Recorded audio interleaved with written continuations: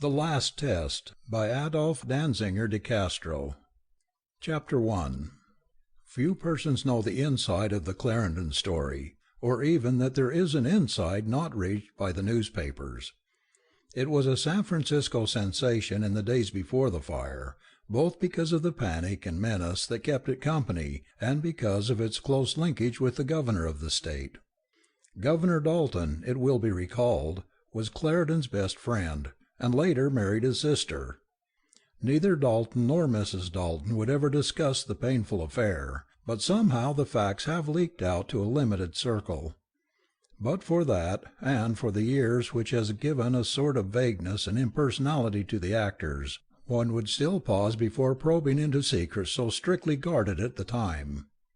The appointment of Dr. Alfred Clarendon as medical director of San Quentin Penitentiary in 1890-something was greeted with the keenest enthusiasm throughout California. San Francisco had at last the honor of harboring one of the greatest biologists and physicians of the period, and solid pathological leaders from all over the world might be expected to flock thither to study his methods, profit by his advice and researches, and learn how to cope with their own local problems. California, almost overnight, would become a center of medical scholarship and earth-wide influence and reputation. Governor Dalton, anxious to spread the news in its fullest significance, saw to it that the press carried ample and dignified accounts of his new appointee. Pictures of Dr. Clarendon and his new home near Old Goat Hill, sketches of his career and manifold honors, and popular accounts of his salient scientific discoveries were all presented in the principal California dailies, till the public soon felt a sort of reflected pride in the man whose studies of Pymia in India, of the pest in China, and of every sort of kindred disorder elsewhere, would soon enrich the world of medicine with an antitoxin of revolutionary importance, a basic antitoxin combating the whole febrile principle at its very source, and ensuring the ultimate conquest and extirpation of fever in all its diverse forms. Back of the appointment stretched an extended and not wholly unromantic history of early friendship, long separation, and dramatically renewed acquaintance. James Dalton and the Clarendon family had been friends in New York 10 years before, friends and more than friends, since the doctor's only sister, Georgina, was the sweetheart of Dalton's youth, while the doctor himself had been his closest associate and almost his protégé in the days of school and college. The father of Alfred and Georgina, a Wall Street pirate of ruthless elder breed, had known Dalton's father well, so well indeed that he had finally stripped him of all he possessed in a memorable afternoon's fight on the Stock Exchange. Dalton Sr., hopeless of recuperation and wishing to give his one adored child the benefit of his insurance, had promptly blown out his brains, but James had not sought to retaliate. It was, as he viewed it, all in the game, and he wished no harm to the father of the girl he meant to marry and of the budding young scientist whose admirer and protector he had been throughout their years of fellowship and study. Instead he turned to the law, established himself in a small way, and in due course of time asked old Clarendon for Georgina's hand. Old Clarendon had refused very firmly and loudly, vowing that no pauper and upstart lawyer was fit to be his son-in-law, and a scene of considerable violence had occurred.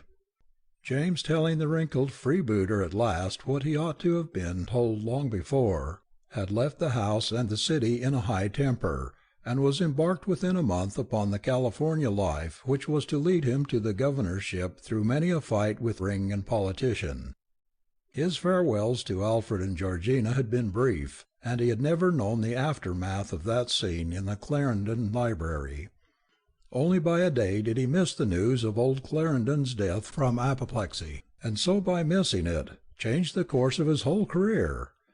He had not written Georgina in the decade that followed, knowing her loyalty to her father, and waiting till his own fortune and position might remove all obstacles to the match.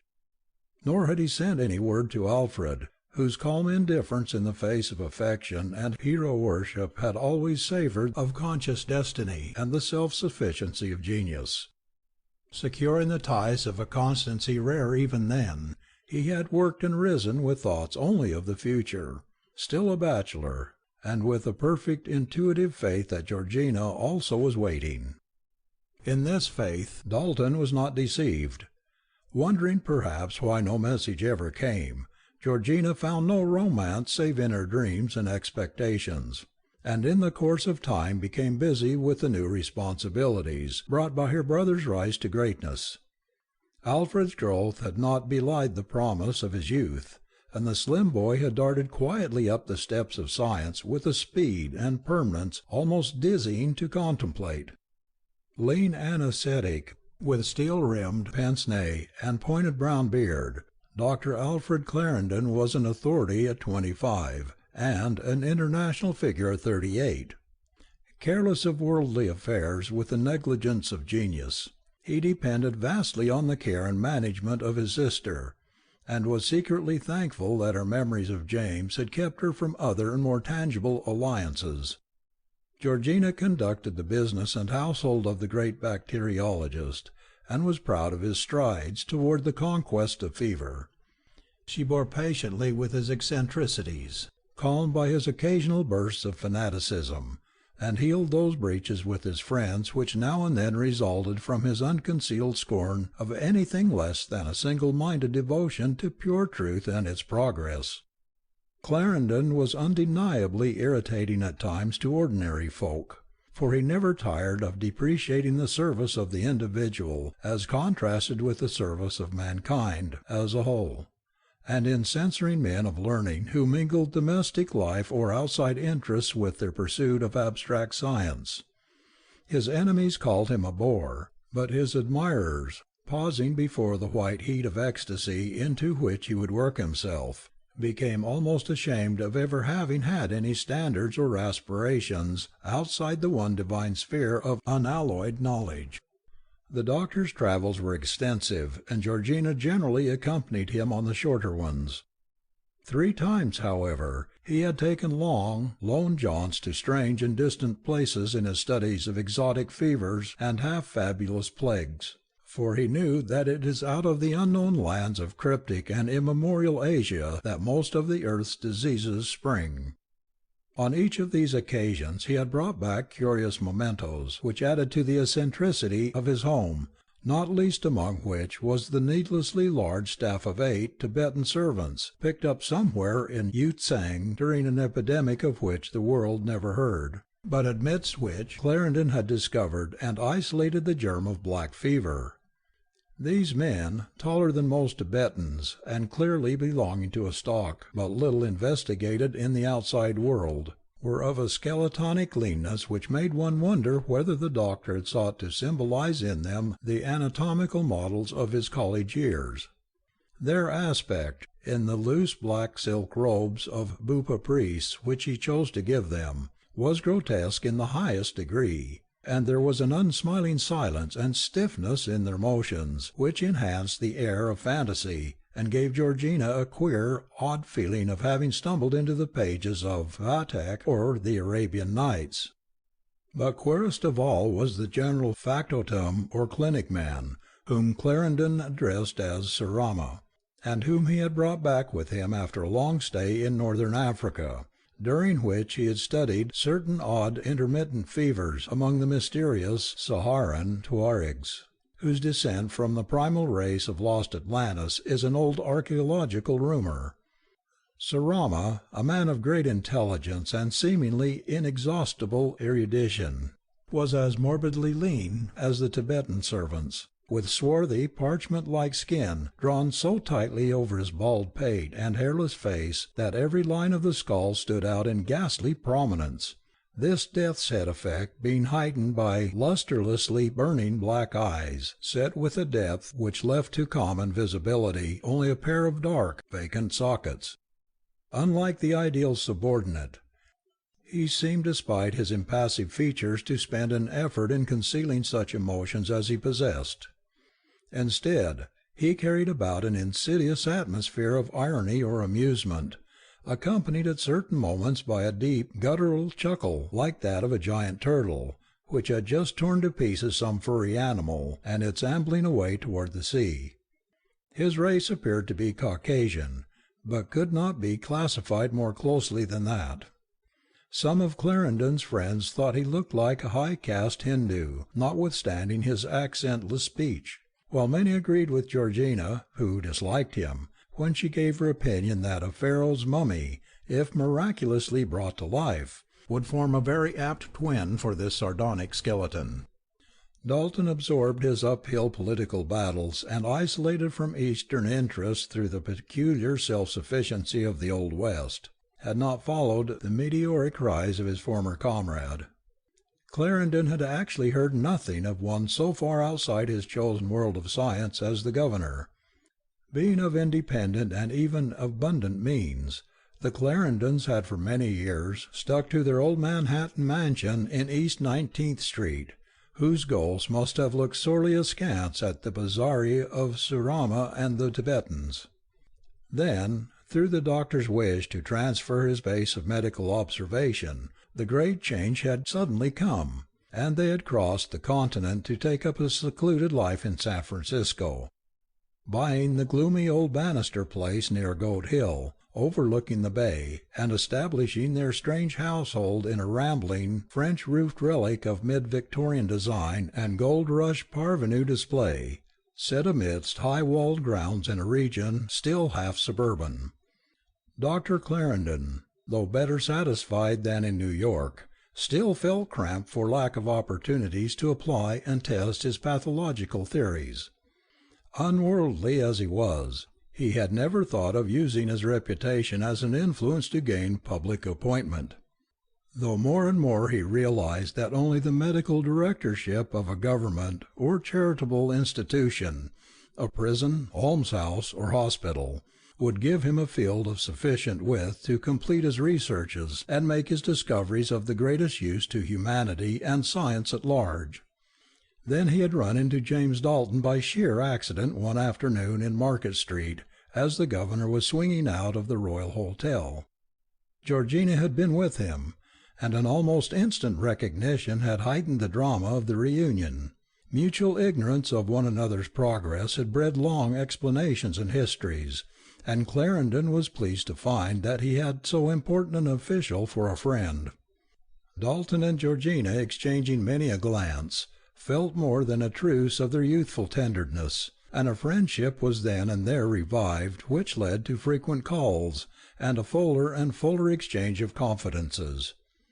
James Dalton learned of his old protégé's need for political appointment, and sought, true to his protective role of school and college days, to devise some means of giving little Alf the needed position and scope. He had, it is true, wide appointive powers, but the legislature's constant attacks and encroachments forced him to exercise these with the utmost discretion. At length, however, scarcely 3 months after the sudden reunion, the foremost institutional medical office in the state fell vacant. Weighing all the elements with care, and conscious that his friend's achievements and reputation would justify the most substantial rewards, the governor felt at last able to act. Formalities were few, and on the 8th of November, 1809, Dr. Alfred Schuyler Clarendon became medical director of the California State Penitentiary at San Quentin. In scarcely more than a month the hopes of Dr. Clarendon's admirers were amply fulfilled. Sweeping changes in methods brought to the prison's medical routine an efficiency never before dreamed of, and though the subordinates were naturally not without jealousy, they were obliged to admit the magical results of a really great man's superintendence. Then came a time when mere appreciation might well have grown to devout thankfulness at a providential conjunction of time, place, and man. For one morning Dr. Jones came to his new chief with a grave face to announce his discovery of a case, which he could not but identify as that self-same black fever whose germ Clarendon had found and classified. Dr. Clarendon showed no surprise, but kept on at the writing before him. "I know," he said evenly. "I came across that case yesterday. I'm glad you recognized it. Put the man in a separate ward, though I don't believe his fever is contagious." Dr. Jones, with his own opinion of the malady's contagiousness, was glad of this deference to caution, and hastened to execute the order. Upon his return, Clarendon arose to leave, declaring that he would himself take charge of the case alone. Disappointed in his wish to study the great man's methods and technique, the junior physician watched his chief stride away toward the lone ward where he had placed the patient, more critical of the new regime than at any time since admiration had displaced his first jealous pangs. Reaching the ward, Clarendon entered hastily, glancing at the bed and stepping back to see how far Dr. Jones's obvious curiosity might have led him. Then, finding the corridor still vacant, he shut the door and turned to examine the sufferer. The man was a convict of a peculiarly repulsive type, and seemed to be racked by the keenest throes of agony. His features were frightfully contracted, and his knees drawn up sharply in the mute desperation of the stricken. Clarendon studied him closely, raising his tightly shut eyelids, took his pulse and temperature, and finally dissolving a tablet in water, forced the solution between the sufferer's lips. Before long the height of the attack abated, as shown by the relaxing body and returning normality of expression, and the patient began to breathe more easily. Then, by a soft rubbing of the ears, the doctor caused the man to open his eyes. There was life in them, for they moved from side to side, though they lacked the fine fire which we are wont to deem the image of the soul. Clarendon smiled as he surveyed the peace his help had brought, feeling behind him the power of an all-capable science. He had long known of this case, and had snatched the victim from death with the work of a moment. Another hour and this man would have gone, yet Jones had seen the symptoms for days before discovering them, and having discovered them did not know what to do. Man's conquest of disease, however, cannot be perfect. Clarendon, assuring the dubious trusty nurses that the fever was not contagious, had had the patient bathed, sponged in alcohol, and put to bed, but was told the next morning that the case was lost. The man had died after midnight in the most intense agony, and with such cries and distortions of face that the nurses were driven almost to panic. The doctor took his news with his usual calm, whatever his scientific feelings may have been, and ordered the burial of the patient in quicklime. Then, with a philosophic shrug of the shoulders, he made the usual rounds of the penitentiary. 2 days later the prison was hit again.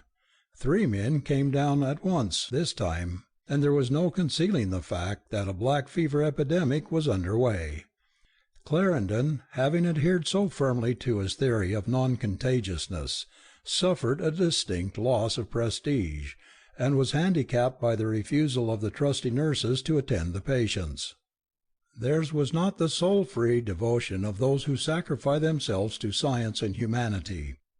They were convicts, serving only because of the privileges they could not otherwise buy, and when the price became too great they preferred to resign the privileges. But the doctor was still master of the situation. Consulting with the warden and sending urgent messages to his friend the governor, he saw to it that special rewards in cash and in reduced terms were offered to the convicts for the dangerous nursing service, and by this method succeeded in getting a fair quota of volunteers. He was steeled for action now, and nothing could shake his poise and determination. Additional cases brought only a curt nod, and he seemed a stranger to fatigue as he hastened from bedside to bedside all over the vast stone home of sadness and evil. More than 40 cases developed within another week, and nurses had to be brought from the city. Clarendon went home very seldom at this stage, often sleeping on a cot in the warden's quarters, and always giving himself up with typical abandon to the service of medicine and of mankind. Then came the first mutterings of that storm which was soon to convulse San Francisco. News will out, and the menace of black fever spread over the town like a fog from the bay. Reporters trained in the doctrine of sensation first used their imagination without restraint, and gloried when at last they were able to produce a case in the Mexican quarter which a local physician, fonder perhaps of money than of truth or civic welfare, pronounced black fever.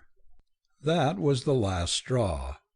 Frantic at the thought of crawling death so close upon them, the people of San Francisco went mad in mass, and embarked upon that historic exodus of which all the country was soon to hear over busy wires. Ferries and rowboats, excursion steamers and launches, railways and cable cars, bicycles and carriages, moving vans and work carts, all were pressed into instant and frenzied service. Sausalito and Tamalpais, as lying in the direction of San Quentin, shared in the flight, while housing space in Oakland, Berkeley, and Alameda rose to fabulous prices.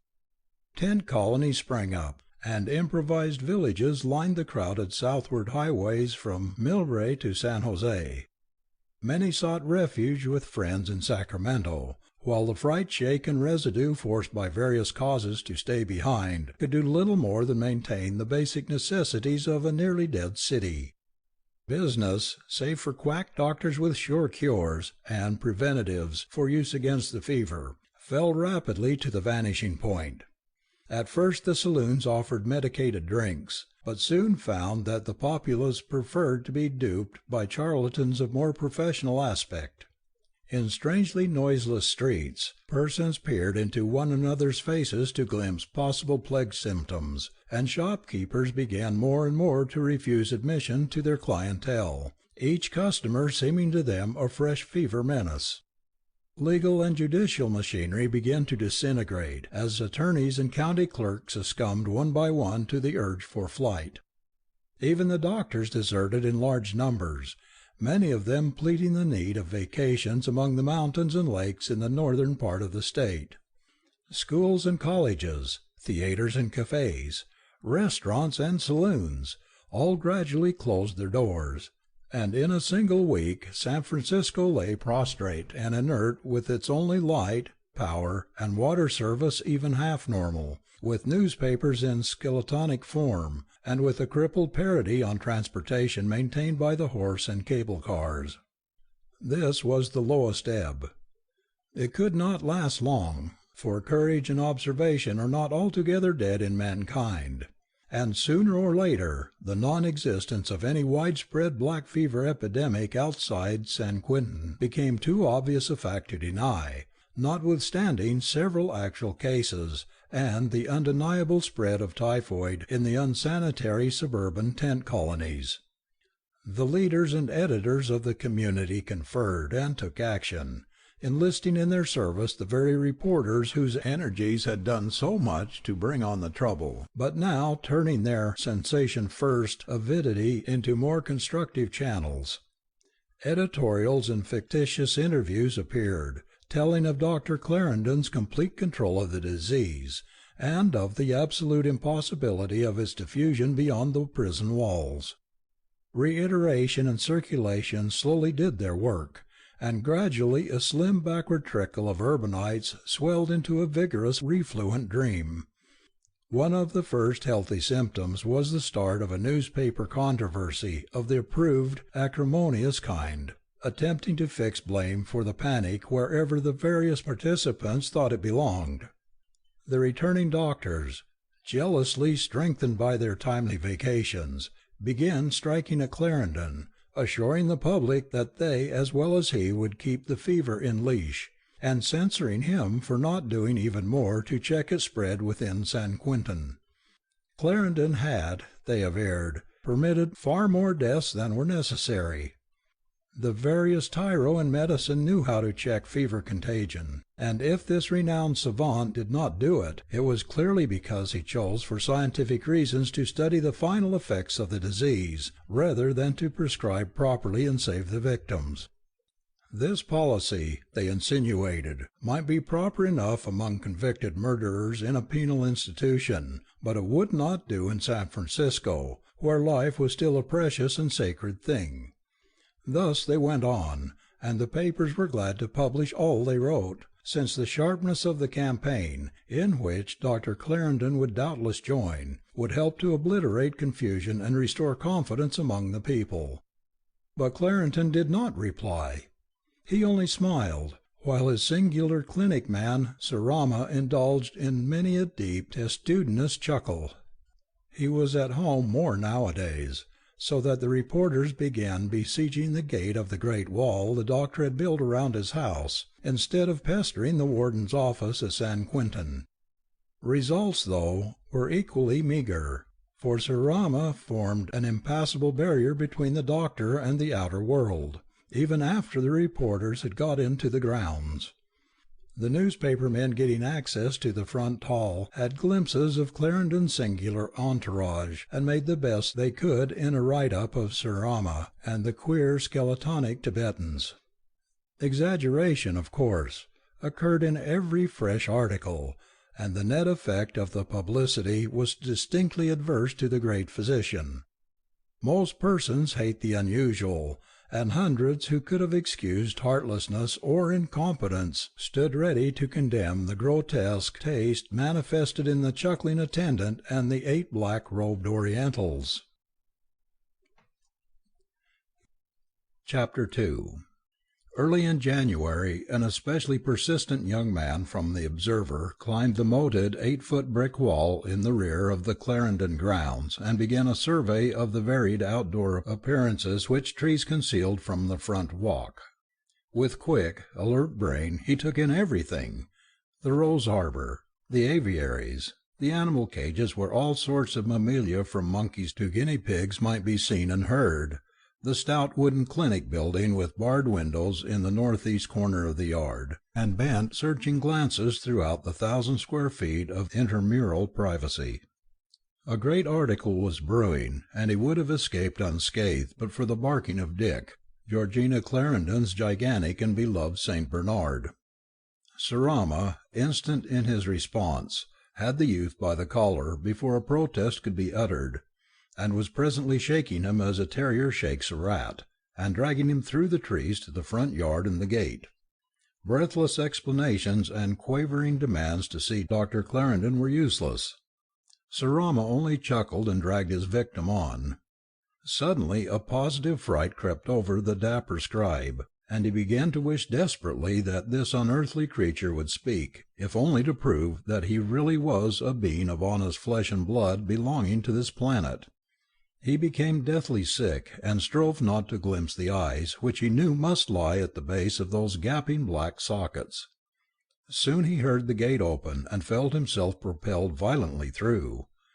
In another moment, waking rudely to the things of earth as he landed wetly and muddily in the ditch which Clarendon had dug around the entire length of the wall. Fright gave place to rage as he heard the massive gate slam shut, and he rose dripping to shake his fist at the forbidding portal. Then, as he turned to go, a soft sound grated behind him, and through a small wicket in the gate he felt the sunken eyes of Sir Rama, and heard the echoes of a deep-voiced, blood-freezing chuckle. This young man, feeling perhaps justly that his handling had been rougher than he deserved, resolved to revenge himself upon the household responsible for his treatment.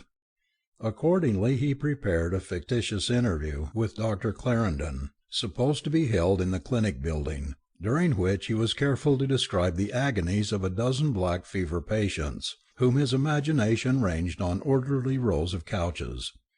His master stroke was the picture of one especially pathetic sufferer gasping for water, while the doctor held a glass of the sparkling fluid just out of his reach, in a scientific attempt to determine the effect of a tantalizing motion on the course of the disease. This invention was followed by paragraphs of insinuating comment, so outwardly respectful that it bore a double venom. Dr. Clarendon was, the article ran, undoubtedly the greatest and most single-minded scientist in the world. But science is no friend to individual welfare, and one would not like to have one's gravest ills drawn out and aggravated merely to satisfy an investigator on some point of abstract truth. Life is too short for that. Altogether, the article was diabolically skilful, and succeeded in horrifying 9 readers out of 10 against Dr. Clarendon and his supposed methods. Other papers were quick to copy and enlarge upon its substance, taking the cue it offered, and commencing a series of faked interviews, which fairly ran the gamut of derogatory fantasy. In no case, however, did the doctor consent to offer a contradiction. He had no time to waste on fools and liars, and cared little for the esteem of a thoughtless rabble he despised. When James Dalton telegraphed his regrets and offered aid, Clarendon replied with an almost boorish curtness. He did not heed the barking of dogs, and could not bother to muzzle them. Nor would he thank anyone for messing with a matter wholly beneath notice. Silent and contemptuous, he continued his duty with tranquil evenness. But the young reporter's spark had done its work. San Francisco was insane again, and this time as much with rage as with fear. Sober judgment became a lost art, and though no second exodus occurred, there ensued a reign of vice and recklessness born of desperation, and suggesting parallel phenomena in medieval times of pestilence. Hatred ran riot against the man who had found the disease and was struggling to restrain it, and a light-headed public forgot his great services to knowledge in their efforts to fan the flames of resentment. They seemed, in their blindness, to hate him in person, rather than the plague which had come to their breeze-cleaned and usually healthy city. Then the young reporter, playing in the neuronic fire he had kindled, added a crowning personal touch of his own.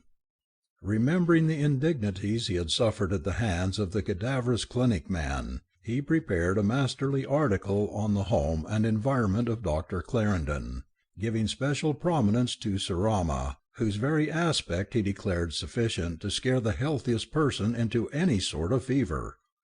He tried to make the gaunt chuckler appear equally ridiculous and terrible, succeeding best, perhaps, in the latter half of his intention, since a tide of horror always welled up whenever he thought of his brief proximity to the creature. He collected all the rumours current about the man, elaborated on the unholy depth of his reputed scholarship, and hinted darkly that it could have been no godly realm of secret and aeon-weighted Africa wherein Dr. Clarendon had found him. Georgina, who followed the papers closely, felt crushed and hurt by these attacks upon her brother, but James Dalton, who called often at the house, did his best to comfort her. In this he was warm and sincere, for he wished not only to console the woman he loved, but to utter some measure of the reverence he had always felt for the starward-bound genius who had been his youth's closest comrade. He told Georgina how greatness can never be exempted from the shafts of envy, and cited the long, sad list of splendid brains crushed beneath vulgar heels. The attacks, he pointed out, formed the truest of all proofs of Alfred's solid eminence. "But they hurt just the same," she rejoined, "and all the more because I know that Al really suffers from them, no matter how indifferent he tries to be." Dalton kissed her hand in a manner not then obsolete among well-born persons.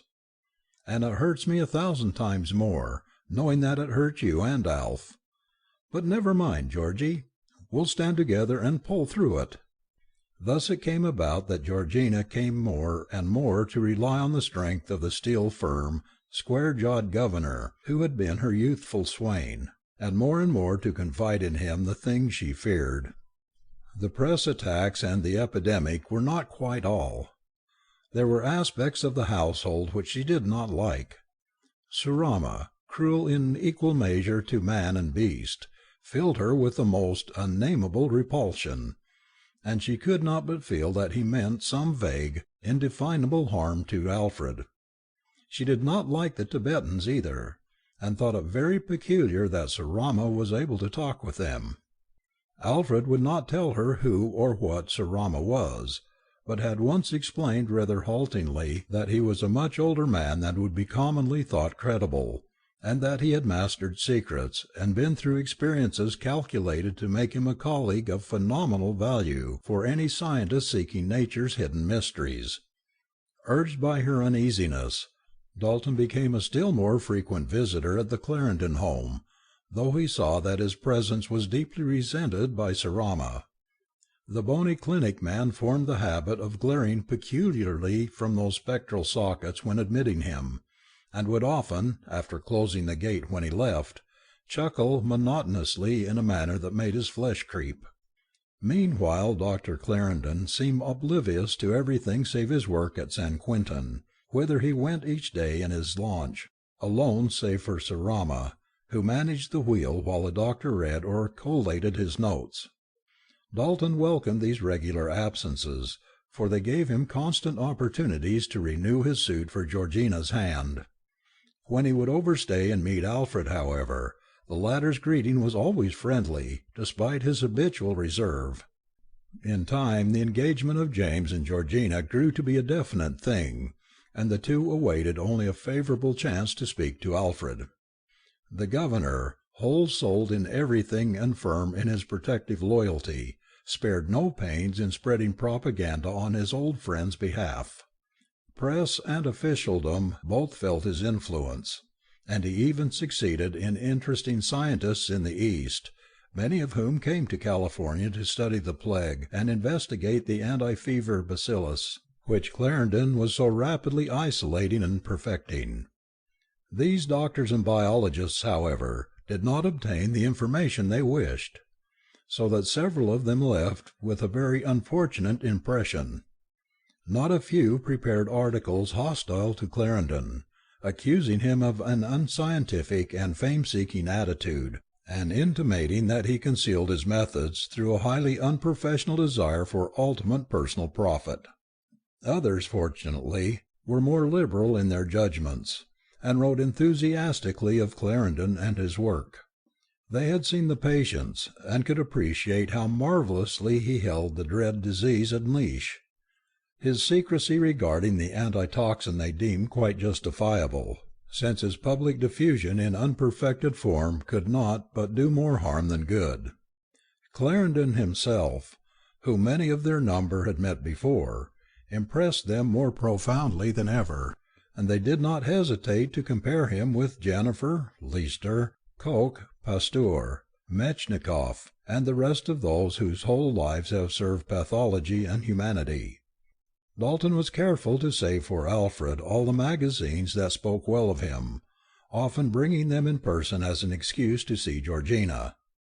They did not, however, produce much effect save a contemptuous smile, and Clarendon would generally throw them to Sir Rama, whose deep, disturbing chuckle upon reading formed a close parallel to the doctor's own ironic amusement.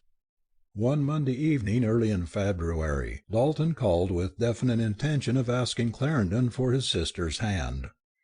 Georgina herself admitted him to the grounds, and as they walked toward the house he stopped to pat the great dog, which rushed up and laid friendly forepaws on his breast.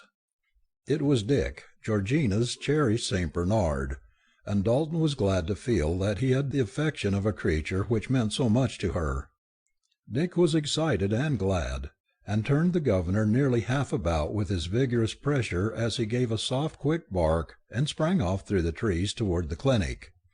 He did not vanish, though, but presently stopped and looked back, softly barking again as if he wished Dalton to follow.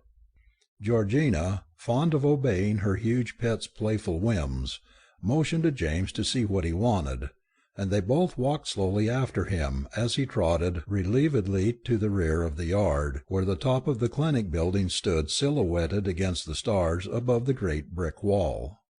The outline of lights within showed around the edges of the dark window curtains, so they knew that Alfred and Sir Rama were at work. Suddenly from the interior came a thin, subdued sound like a cry of a child, a plaintive call of "Mamma! Mamma!" at which Dick barked, while James and Georgina started perceptibly. Then Georgina smiled, remembering the parrots that Clarendon always kept for experimental uses, and patted Dick on the head, either to forgive him for having fooled her and Dalton, or to console him for having been fooled himself. As they turned slowly toward the house, Dalton mentioned his resolve to speak to Alfred that evening about their engagement, and Georgina supplied no objection.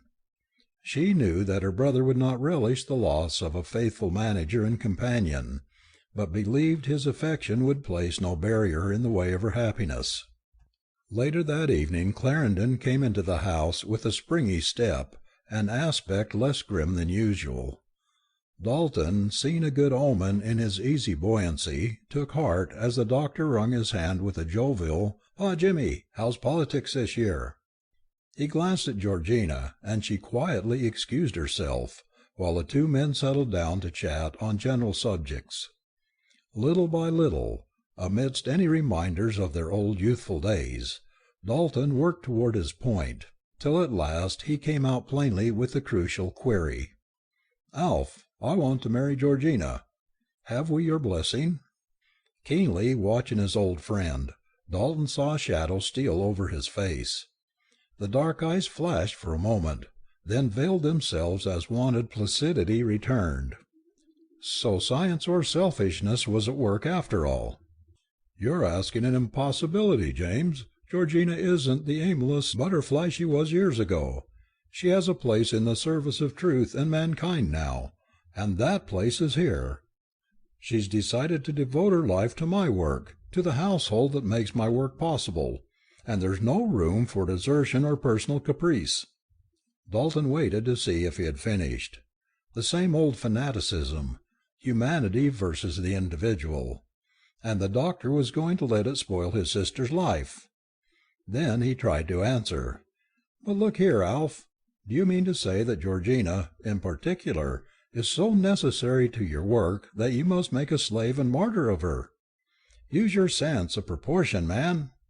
If it were a question of Sarama or somebody in the utter thick of your experiments, it might be different. But after all, Georgina is only a housekeeper to you in the last analysis. She has promised to be my wife and says that she loves me. Have you the right to cut her off from the life that belongs to her? Have you the right—" "That'll do, James." Clarendon's face was set and white. "Whether or not I have the right to govern my own family is no business of an outsider." "Outsider! You can say that to a man who—" Dalton almost choked as the steely voice of the doctor interrupted him again. "An outsider to my family, and from now on an outsider to my home. Dalton, your presumption goes just a little too far. Good evening, Governor." And Clarendon strode from the room without extending his hand. Dalton hesitated for a moment, almost at a loss what to do, when presently Georgina entered. Her face showed that she had spoken with her brother, and Dalton took both her hands impetuously. "Well, Georgie, what do you say? I'm afraid it's a choice between Alf and me. You know how I feel. You know how I felt before, when it was your father I was up against. What's your answer this time?" He paused as she responded slowly. "James, dear, do you believe that I love you?" He nodded and pressed her hands expectantly. "Then, if you love me, you'll wait a while. Don't think of Al's rudeness. He's to be pitied. I can't tell you the whole thing now, but you know how worried I am, what with the strain of his work, the criticisms, and the staring and cackling of that horrible creature Sarama. I'm afraid he'll break down. He shows the strain more than anyone outside the family could tell.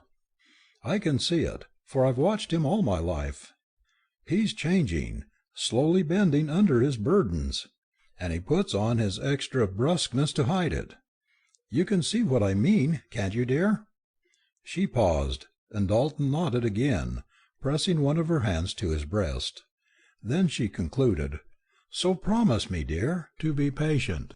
I must stand by him. I must. I must."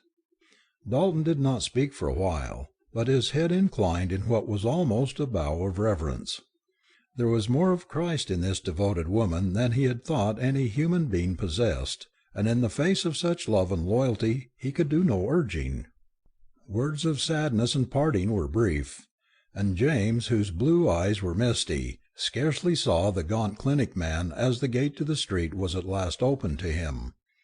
But when it slammed to behind him he heard that blood-curdling chuckle he had come to recognize so well, and knew that Sarama was there, Sarama whom Georgina had called her brother's evil genius. Walking away with a firm step, Dalton resolved to be watchful, and to act at the first sign of trouble. Chapter 3. Meanwhile, San Francisco, the epidemic still on the lips of all, seethed with anti-Clarendon feeling. Actually, the cases outside the penitentiary were very few, and confined almost wholly to the lower Mexican element, whose lack of sanitation was a standing invitation to disease of every kind. But politicians and the people needed no more than this to confirm the attacks made by the doctor's enemies. Seeing that Dalton was immovable in his championship of Clarendon, the malcontents, medical dogmatists, and ward healers turned their attention to the state legislature, lining up the anti-Clarendonists and the governor's old enemies with great shrewdness, and preparing to launch a law, with a veto-proof majority, transferring the authority for minor institutional appointments from the chief executive to the various boards or commissions concerned. In the furtherance of this measure, no lobbyist was more active than Clarendon's chief assistant, Dr. Jones.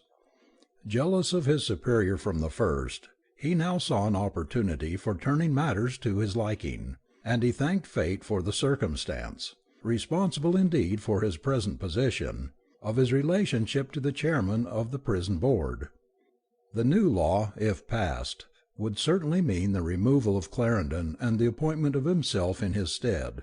So, mindful of his own interest, he worked hard for it. Jones was all that Clarendon was not, a natural politician and sycophantic opportunist who served his own advancement first, and science only incidentally. He was poor, and avid for salaried position, quite in contrast to the wealthy and independent savant he sought to displace. So with rat-like cunning and persistence, he labored to undermine the great biologist above him, and was one day rewarded by the news that the new law was passed. Thenceforward the governor was powerless to make appointments to the state institutions, and the medical directorship of San Quentin lay at the disposal of the prison board. Of all this legislative turmoil Clarendon was singularly oblivious. Wrapped wholly in matters of administration and research, he was blind to the treason of that ass Jones, who worked by his side, and deaf to all the gossip of the warden's office. He had never in his life read the newspapers, and the banishment of Dalton from his house cut off his last real link with the world of outside events. With the naivete of a recluse, he at no time thought of his position as insecure. In view of Dalton's loyalty, and of his forgiveness of even the greatest wrongs, as shown in his dealings with the elder Clarendon who had crushed his father to death on the Stock Exchange, the possibility of a gubernatorial dismissal was, of course, out of the question, nor could the doctor's political ignorance envisage a sudden shift of power which might place the matter of retention or dismissal in very different hands. Thereupon he merely smiled with satisfaction when Dalton left for Sacramento, convinced that his place in San Quentin and his sister's place in his household were alike secure from disturbance. He was accustomed to having what he wanted, and fancied his luck was still holding out. The first week in March, a day or so after the enactment of the new law, the chairman of the prison board called at San Quentin.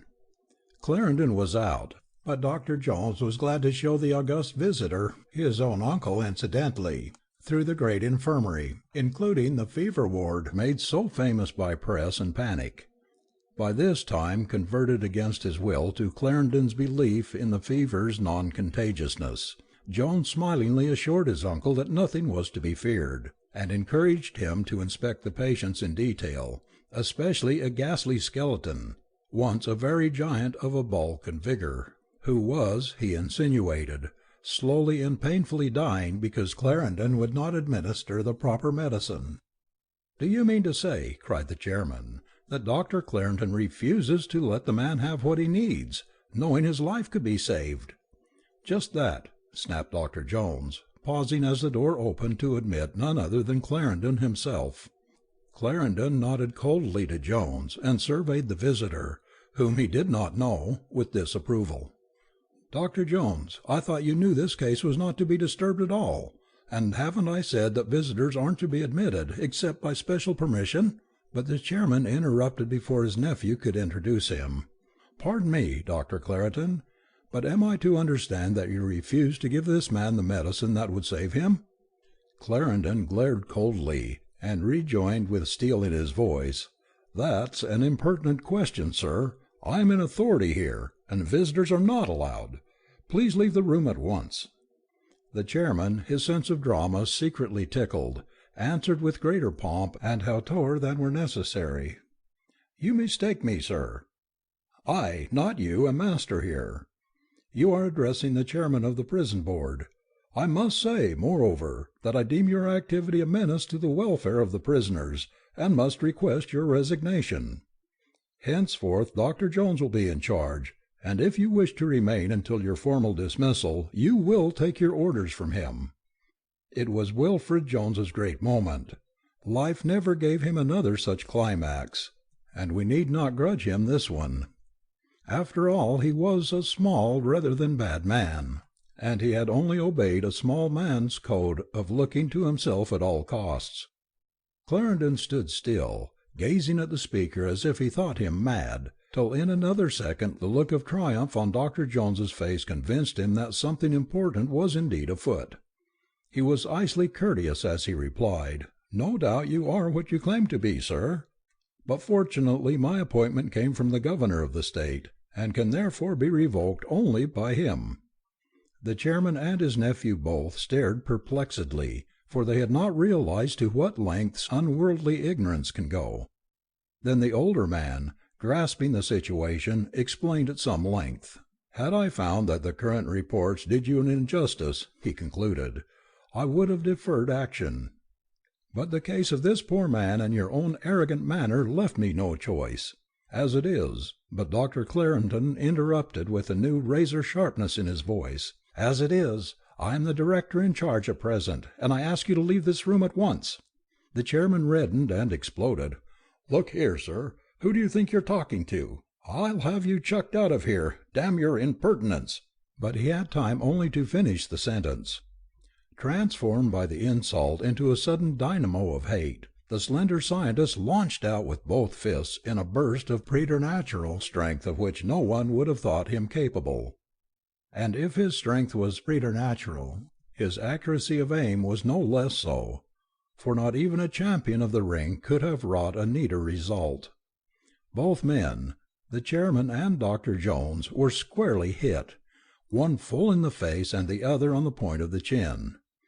Going down like felled trees, they lay motionless and unconscious on the floor, while Clarendon, now clear and completely master of himself, took his hat and cane and went out to join Sir Rama in the launch. Only when seated in the moving boat did he at last give audible vent to the frightful rage that consumed him. Then, with face convulsed, he called down imprecations from the stars and the gulfs beyond the stars, so that even Sir Rama shuddered, making an elder sign that no book of history records, and forgot to chuckle. Georgina soothed her brother's hurt as best she could.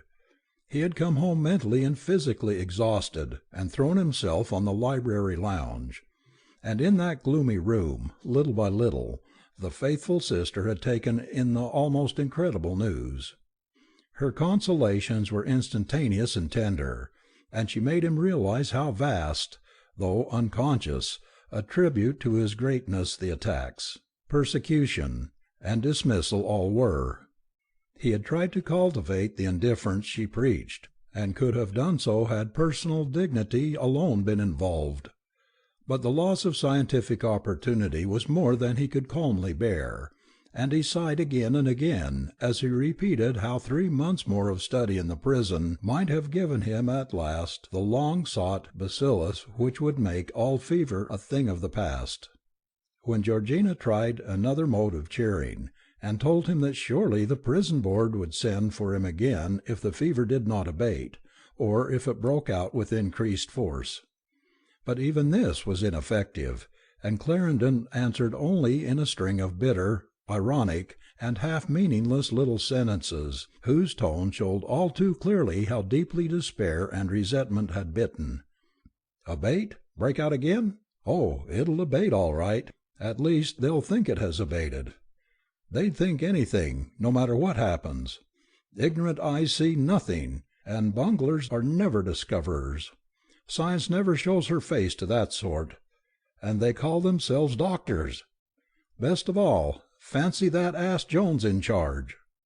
Ceasing with a quick sneer, he laughed so demonically that Georgina shivered. The days that followed were dismal ones indeed at the Clarendon mansion. Depression, stark and unrelieved, had taken hold of the doctor's usually tireless mind, and he would even have refused food had not Georgina forced it upon him. His great notebook of observations lay unopened on the library table, and his little gold syringe of anti-fever serum, a clever device of his own, with a self-contained reservoir, attached to a broad gold finger-ring, and single pressure action peculiar to itself, rested idly in a small leather case beside it. Vigour, ambition, and the desire for study and observation seemed to have died within him, and he made no inquiries about his clinic, where hundreds of germ cultures stood in their orderly files awaiting his attention. The countless animals held for experiments played, lively and well fed, in the early spring sunshine. And as Georgina strolled out through the rose arbour to the cages, she felt a strangely incongruous sense of happiness about her. She knew, though, how tragically transient that happiness must be, since the start of new work would soon make all these small creatures unwilling martyrs to science. Knowing this, she glimpsed a sort of compensating element in her brother's inaction, and encouraged him to keep on in a rest he needed so badly. The 8 Tibetan servants moved noiselessly about, each as impeccably effective as usual, and Georgina saw to it that the order of the household did not suffer because of the master's relaxation. Study and starward ambition laid aside in slippered and dressing-gowned indifference, Clarendon was content to let Georgina treat him as an infant. He met her maternal fussiness with a slow, sad smile, and always obeyed her multitude of orders and precepts. A kind of faint, wistful felicity came over the languid household, amidst which the only dissenting note was supplied by Sir Rama. He indeed was miserable, and looked often with sullen and resentful eyes at the sunny serenity in Georgina's face. His only joy had been the turmoil of experiment, and he missed the routine of seizing the fated animals, bearing them to the clinic in clutching talons, and watching them with hot brooding gaze and evil chuckles as they gradually fell into the final coma with wide-opened, red-rimmed eyes, and swollen tongue lolling from froth-covered mouth.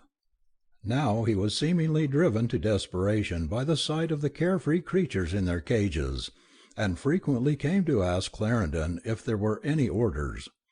Finding the doctor apathetic and unwilling to begin work, he would go away muttering under his breath and glaring curses upon everything, stealing with cat-like tread to his own quarters in the basement, where his voice would sometimes ascend in deep, muffled rhythms of blasphemous strangeness and uncomfortably ritualistic suggestion. All this wore on Georgina's nerves, but not by any means so gravely as her brother's continued lassitude itself. The duration of the state alarmed her, and little by little she lost the air of cheerfulness which had so provoked the clinic man. Herself skilled in medicine, she found the doctor's condition highly unsatisfactory from an alienist's point of view, and now she feared as much from his absence of interest and activity as she had formerly feared from his fanatical zeal and overstudy. Was lingering melancholy about to turn the once brilliant man of intellect into an innocuous imbecile? Then, toward the end of May, came a sudden change.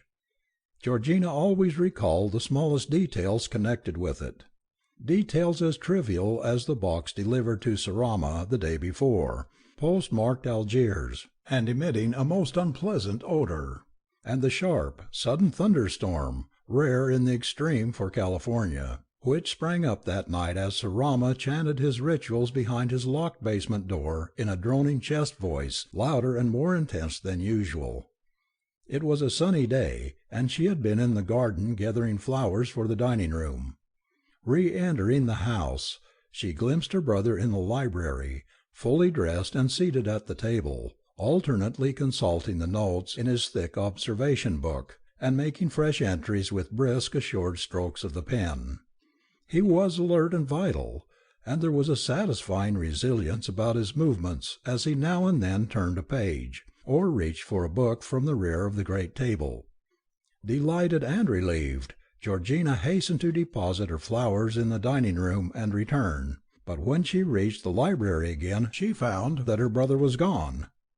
She knew, of course, that he must be in the clinic at work, and rejoiced to think that his old mind and purpose had snapped back into place. Realizing it would be of no use to delay the luncheon for him, she ate alone and set aside a bite to be kept warm in case of his return at an odd moment. But he did not come.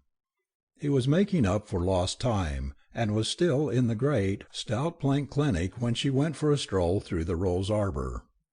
As she walked among the fragrant blossoms she saw Sarama fetching animals for the test.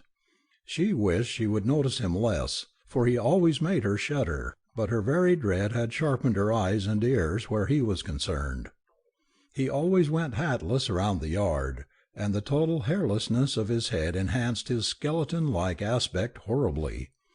Now she heard a faint chuckle as he took a small monkey from its cage against the wall and carried it to the clinic, his long, bony fingers pressing so cruelly into its furry sides that it cried out in frightened anguish. The sight sickened her, and brought her walk to an end. Her inmost soul rebelled at the ascendancy this creature had gained over her brother, and she reflected bitterly that the two had almost changed places as master and servant. Night came without Clarendon's return to the house, and Georgina concluded that he was absorbed in one of his very longest sessions, which meant total disregard of time. She hated to retire without a talk with him about his sudden recovery, but finally, feeling it would be futile to wait up, she wrote a cheerful note and propped it before his chair on the library table, then started resolutely for bed. She was not quite asleep when she heard the outer door open and shut. So it had not been an all-night session after all.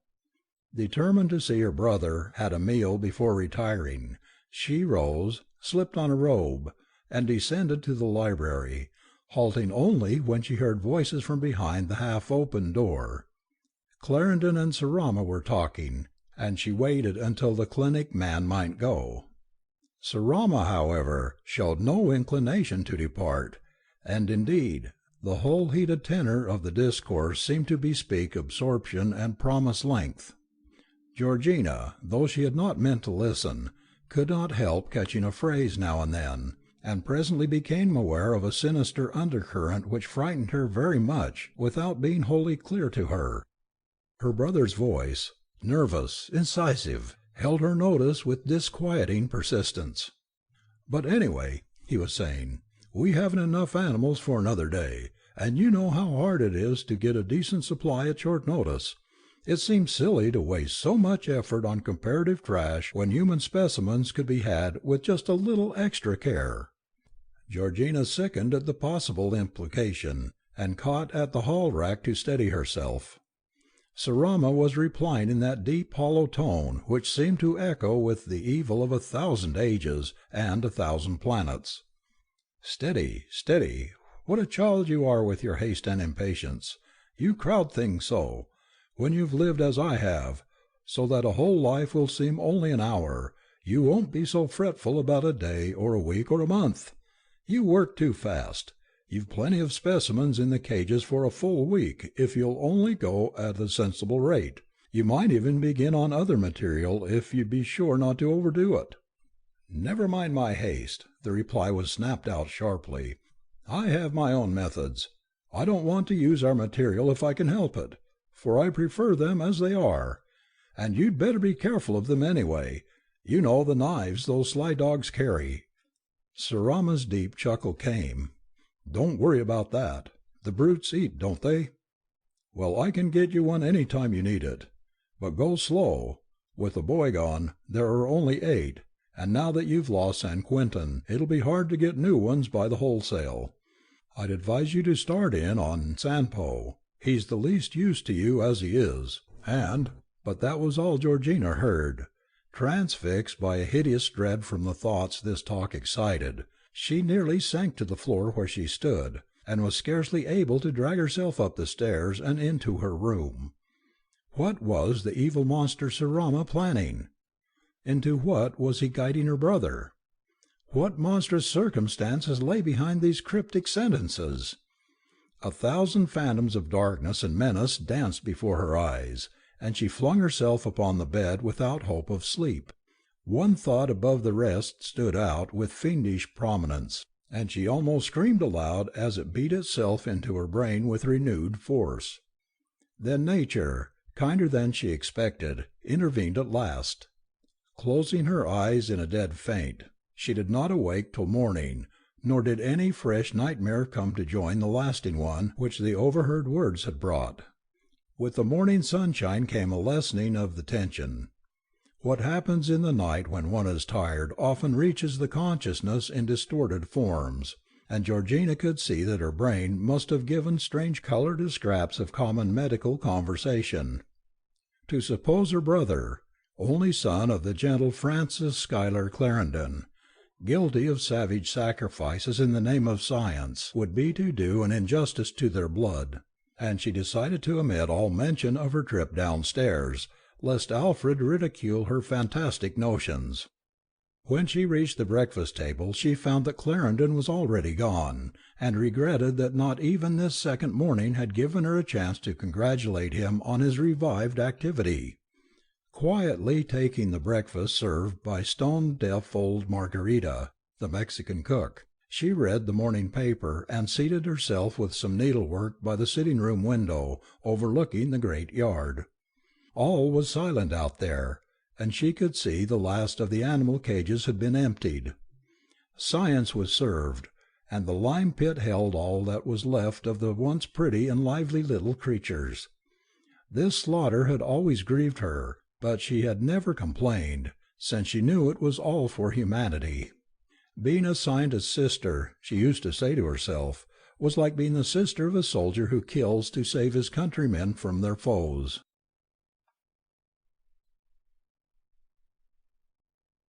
Chapter 4. After luncheon Georgina resumed her post by the window, and had been busily sewing for some time, when the sound of a pistol shot from the yard caused her to look out in alarm.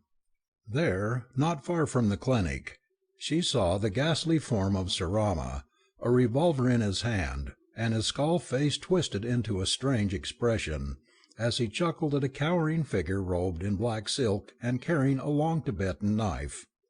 It was the servant Sanpo, and as she recognized the shriveled face, Georgina remembered horribly what she had overheard the night before. The sun flashed on the polished blade, and suddenly Sarama's revolver spat once more. This time the knife flew from the Mongol's hand, and Sarama glanced greedily at his shaking and bewildered prey. Then Sanpo, glancing quickly at his unhurt hand and at the fallen knife, sprang nimbly away from the stealthily approaching clinic man, and made a dash for the house. Sarama, however, was too swift for him, and caught him in a single leap, seizing his shoulder and almost crushing him. For a moment the Tibetan tried to struggle, but Sarama lifted him like an animal by the scruff of the neck and bore him off toward the clinic. Georgina heard him chuckling and taunting the man in his own tongue, and saw the yellow face of the victim twist and quiver with fright. Suddenly realizing against her own will what was taking place, a great horror mastered her, and she fainted for the second time within 24 hours. When consciousness returned, the golden light of late afternoon was flooding the room. Georgina, picking up her fallen work-basket and scattered materials, was lost in a daze of doubt, but finally felt convinced that the scene which had overcome her must have been all too tragically real. Her worst fears, then, were horrible truths. What to do about it? Nothing in her experience could tell her, and she was vaguely thankful that her brother did not appear. She must talk to him, but not now. She could not talk to anybody now. And thinking shudderingly of the monstrous happening behind those barred clinic windows, she crept into bed for a long night of anguished sleeplessness. Rising haggardly on the following day, Georgina saw the doctor for the first time since his recovery. He was bustling about preoccupiedly, circulating between the house and the clinic, and paying little attention to anything besides his work. There was no chance for the dreaded interview, and Clarendon did not even notice his sister's worn-out aspect and hesitant manner. In the evening she heard him in the library, talking to himself in a fashion most unusual for him, and she felt that he was under a great strain which might culminate in the return of his apathy. Entering the room, she tried to calm him without interfering to any trying subject, and forced a steadying cup of bouillon upon him. Finally she asked gently what was distressing him, and waited anxiously for his reply, hoping to hear that Sir Rama's treatment of the poor Tibetan had horrified and outraged him. There was a note of fretfulness in his voice as he responded. "What's stressing me? Good God, Georgina, what isn't? Look at the cages and see if you have to ask again. Cleaned out, milk dry, not a cursed specimen left, and a line of the most important bacterial cultures incubating in their tubes without a chance to do an ounce of good. Day's work wasted, whole program set back. It's enough to drive a man mad. How shall I ever get anywhere if I can't scrape up some decent subjects?" Georgina stroked his forehead. "I think you ought to rest for a while, Al dear." He moved away. "Rest? That's good. That's damn good. What else have I been doing but resting and vegetating and staring blankly into space for the last 50 or 100 or 1,000 years? Just as I manage to shake off the clouds, I have to run short of material, and then I'm told to lapse back again into drooling stupefaction. God! And all the while some sneaking thief is probably working with my data and getting ready to come out ahead of me with credit for my own work. I'll lose by a neck. Some fool with the proper specimens will get the prize, when 1 week more with even half-adequate facilities would see me through with flying colors." His voice rose querulously, and there was an overtone of mental strain which Georgina did not like. She answered softly, yet not so softly as to hint at the soothing of a psychopathic case. "But you're killing yourself with this worry and tension, and if you're dead, how can you do your work?" He gave a smile that was almost a sneer. "I guess a week or a month, all the time I need, wouldn't quite finish me, and it doesn't matter what becomes of me or any other individual in the end. Science is what must be served. Science, the austere cause of human knowledge. I'm like the monkeys and the birds and the guinea pigs I use, just a cog in the machine, to be used to the advantage of the whole. They had to be killed. I may have to be killed. What of it?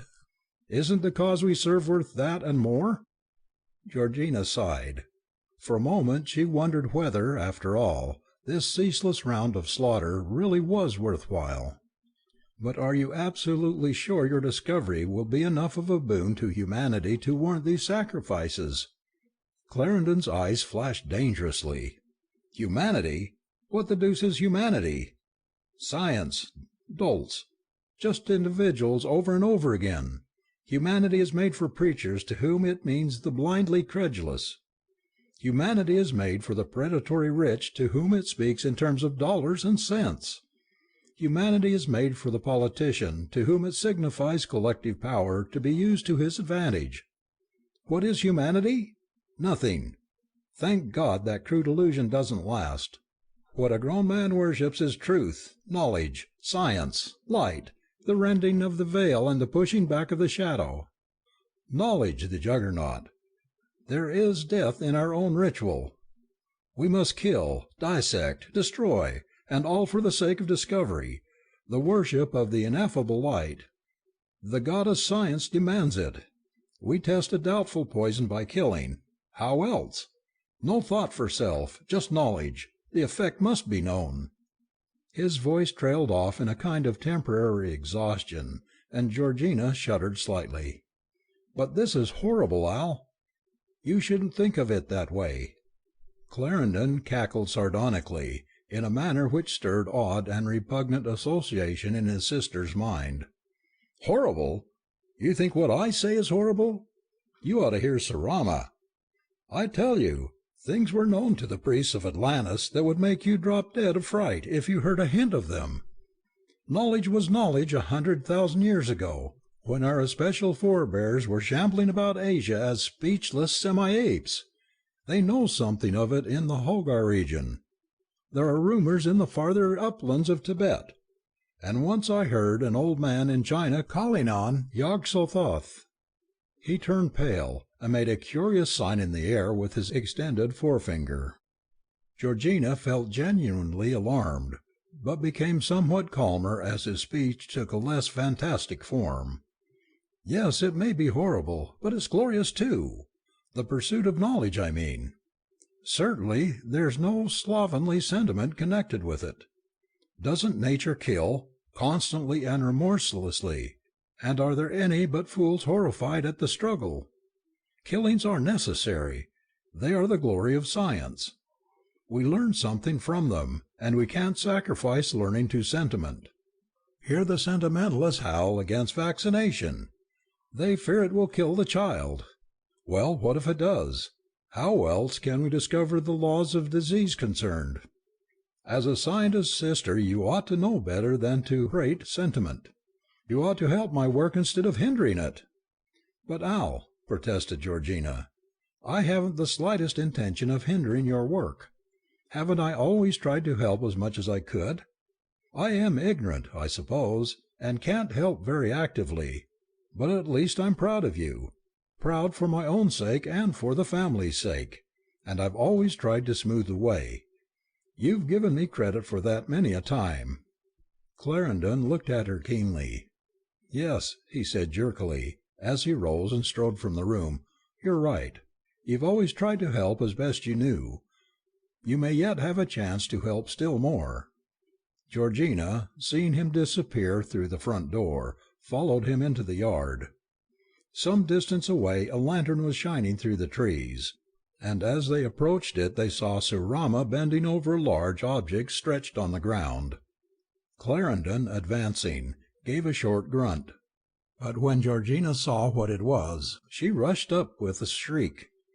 It was Dick, the great St. Bernard, and he was lying still with reddened eyes and protruding tongue. "He's sick, Al," she cried. "Do something for him, quick!" The doctor looked at Sir Rama, who had uttered something in a tongue unknown to Georgina. "Take him to the clinic," he ordered. "I'm afraid Dick's caught the fever." Sir Rama took up the dog as he had taken poor Sanpo the day before, and carried him silently to the building near the Mall. He did not chuckle this time, but glanced at Clarendon with what appeared to be real anxiety. It almost seemed to Georgina that Sir Rama was asking the doctor to save her pet. Clarendon, however, made no move to follow, but stood still for a moment, and then sauntered slowly toward the house.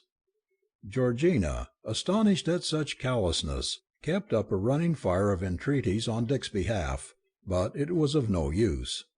Without paying the slightest attention to her pleas, he made directly for the library and began to read in a large old book which had lain face down on the table. She put her hand on his shoulder as he sat there, but he did not speak or turn his head. He only kept on reading, and Georgina, glancing curiously over his shoulder, wondered in what strange alphabet this brass-bound tome was written. In the cavernous parlour across the hall, sitting alone in the dark a quarter of an hour later, Georgina came to her decision. Something was gravely wrong. Just what, and to what extent, she scarcely dared formulate to herself, and it was time that she called in some stronger force to help her. Of course it must be James. He was powerful and capable, and his sympathy and affection would show him the right thing to do. He had known Al always, and would understand. It was by this time rather late, but Georgina had resolved on action. Across the hall the light still shone from the library, and she looked wistfully at the doorway as she quietly donned a hat and left the house. Outside the gloomy mansion and forbidding grounds, it was only a short walk to Jackson Street, where by good luck she found a carriage to take her to the Western Union telegraph office. There she carefully wrote out a message to James Dalton in Sacramento, asking him to come at once to San Francisco on a matter of the greatest importance to them all. Dalton was frankly perplexed by Georgina's sudden message.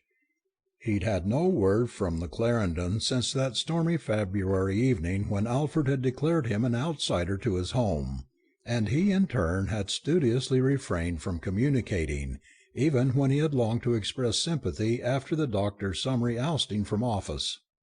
He had fought hard to frustrate the politicians and keep the appointive power, and was bitterly sorry to watch the unseating of a man who, despite recent estrangements, still represented to him the ultimate ideal of scientific competence.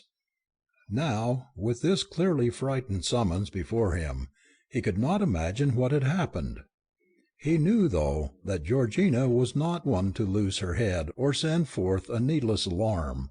Hence he wasted no time, but took the overland which left Sacramento within the hour, going at once to his club and sending word to Georgina by a messenger that he was in town and wholly at her service. Meanwhile things had been quiescent at the Clarendon home, notwithstanding the doctor's continued taciturnity and his absolute refusal to report on the dog's condition. Shadows of evil seemed omnipresent and thickening, but for the moment there was a lull. Georgina was relieved to get Dalton's message and learned that he was close at hand, and sent back word that she would call him when necessity arose.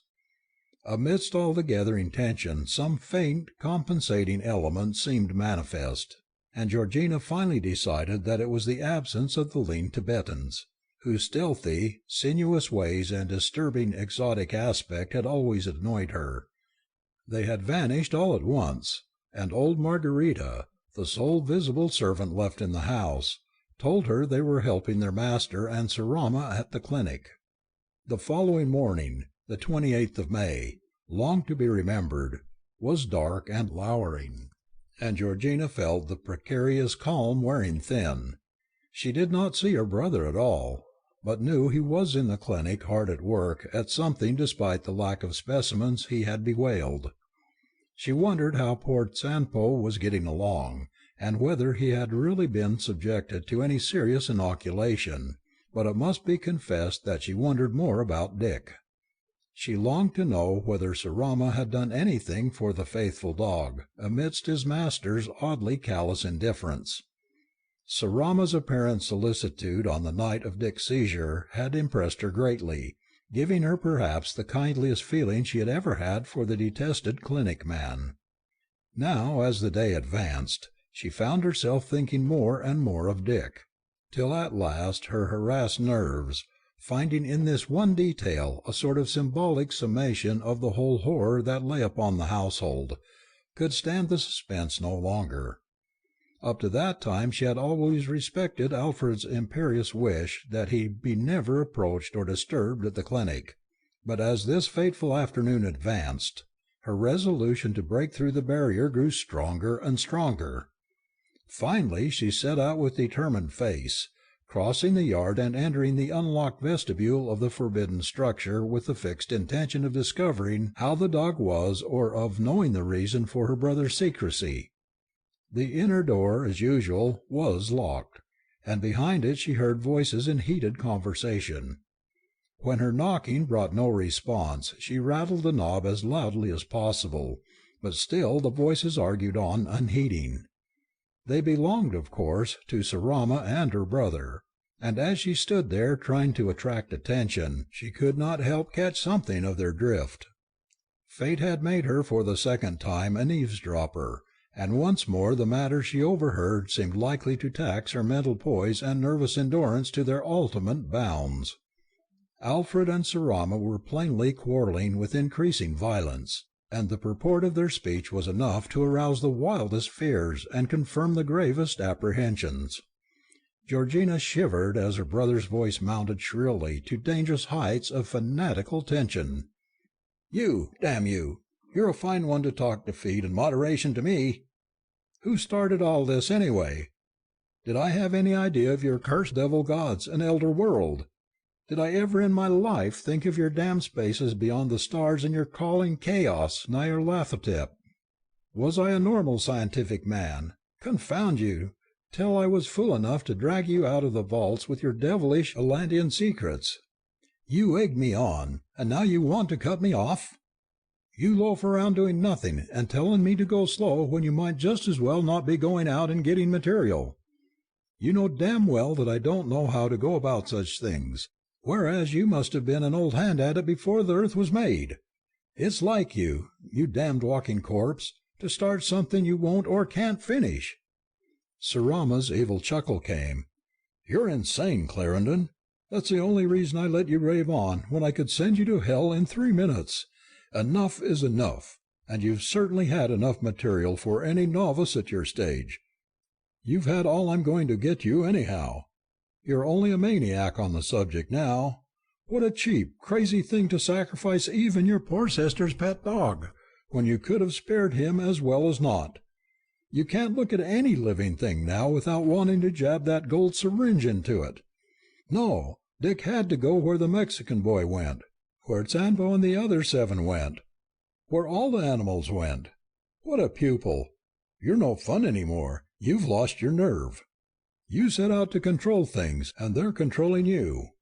I'm about done with you, Clarendon. I thought you had the stuff in you, but you haven't. It's about time I tried somebody else. I'm afraid you'll have to go." In the doctor's shouted reply there was both fear and frenzy. "Be careful, you! There are powers against your powers. I didn't go to China for nothing, and there are things in Alcered's Azif which weren't known in Atlantis. We've both meddled in dangerous things, but you needn't think you know all my resources. How about the Nemesis of Flame? I talked in Yemen with an old man who had come back alive from the Crimson Desert. He had seen Irim, the City of Pillars, and had worshipped at the underground shrines of Nug and Yeb, Aya, Shub-Niggurath."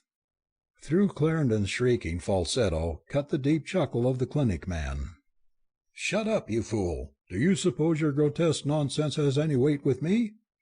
Words and formulae, words and formulae, what do they all mean to one who has the substance behind them? We're in a material sphere now, and subject to material laws. You have your fever, I have my revolver. You'll get no specimens, and I'll get no fever so long as I have you in front of me with this gun between." That was all Georgina could hear. She felt her senses reeling, and staggered out of the vestibule for a saving breath of the lowering outside air. She saw that the crisis had come at last, and that help must now arrive quickly, if her brother was to be saved from unknown gulfs of madness and mystery. Summoning up all her reserve energy, she managed to reach the house and get to the library, where she scrawled a hasty note for Margarita to take to James Dalton.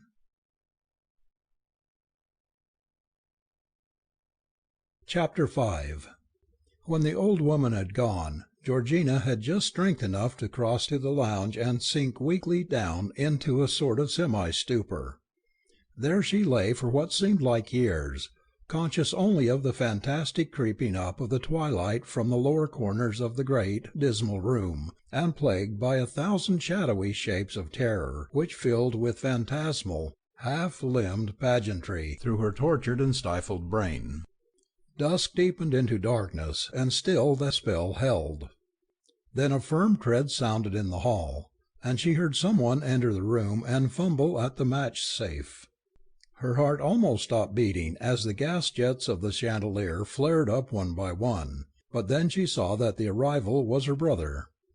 Relieved to the bottom of her heart that he was still alive, she gave vent to an involuntary sigh, profound, long-drawn, and tremulous, and lapsed at last into kindly oblivion. At the sound of that sigh Clarendon turned in alarm toward the lounge, and was inexpressibly shocked to see the pale and unconscious form of his sister there. Her face had a death-like quality that frightened his inmost spirit, and he flung himself on his knees by her side, awake to a realization of what her passing away would mean to him. Long unused to private practice amidst his ceaseless quest for truth, he had lost the physician's instinct of first aid, and could only call out her name and chafe her wrists mechanically as fear and grief possessed him. Then he thought of water, and ran to the dining-room for a carafe. Stumbling about in a darkness which seemed to harbour vague terrors, he was some time in finding what he sought. but at last he clutched it in shaking hand and hastened back to dash the cold fluid in Georgina's face. The method was crude but effective. She stirred, sighed a second time, and finally opened her eyes. "You're alive!" he cried, and put his cheek to hers as she stroked his head maternally. She was almost glad she had fainted, for the circumstance seemed to have dispelled the strange Alfred and brought her own brother back to her. She sat up slowly and tried to reassure him. "I'm all right, Al. Just give me a glass of water. It's a sin to waste it this way, to say nothing of spoiling my waist." "Is that the way to behave every time your sister drops off for a nap? You needn't think I'm going to be sick, for I haven't time for such nonsense." Alfred's eyes showed her that cool, common-sense speech had had its effect. His brotherly panic dissolved in an instant, and instead there came into his face a vague, calculating expression, as if some marvelous possibility had just dawned upon him. As she watched the subtle waves of cunning and appraisal pass fleetingly over his countenance, she became less and less certain that her mode of reassurance had been a wise one, and before he spoke she found herself shivering at something she could not define.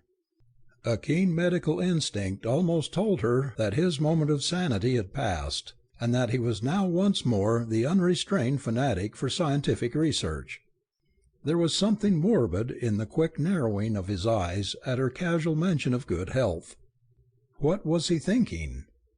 To what unnatural extreme was his passion for experiment about to be pushed? Wherein lay the special significance of her pure blood and absolutely flawless organic state? None of these misgivings, however, troubled Georgina for more than a second, and she was quite natural and unsuspicious as she felt her brother's steady fingers at her pulse. "You're a bit feverish, Georgie," he said in a precise, elaborately restrained voice, as he looked professionally into her eyes. "Why, nonsense, I'm all right," she replied. "One would think you were on the watch for fever patients just for the sake of showing off your discovery. It would be poetic, though, if you could make your final proof and demonstration by curing your own sister." Clarendon started violently and guiltily. Had she suspected his wish? Had he muttered anything aloud? He looked at her closely, and saw that she had no inkling of the truth. She smiled up sweetly into his face and patted his hand as he stood by the side of the lounge. Then he took a small oblong leather case from his vest pocket, and taking out a little gold syringe, he began fingering it thoughtfully, pushing the piston speculatively in and out of the empty cylinder. "I wonder," he began with suave sententiousness, "whether you would really be willing to help science in something like that way, if the need arose? Whether you would have the devotion to offer yourself to the cause of medicine as a sort of Jephthah's daughter, if you knew it meant the absolute perfection and completion of my work?" Georgina, catching the odd and unmistakable glitter in her brother's eyes, knew at last that her worst fears were true. There was nothing to do now but keep him quiet at all hazards, and to pray that Margarita had found James Dalton at his club.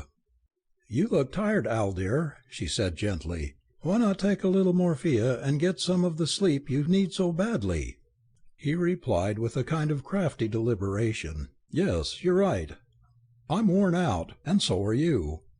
Each of us needs a good sleep. Morphine is just the thing. Wait till I go and fill the syringe and we'll both take a proper dose." Still fingering the empty syringe, he walked softly out of the room.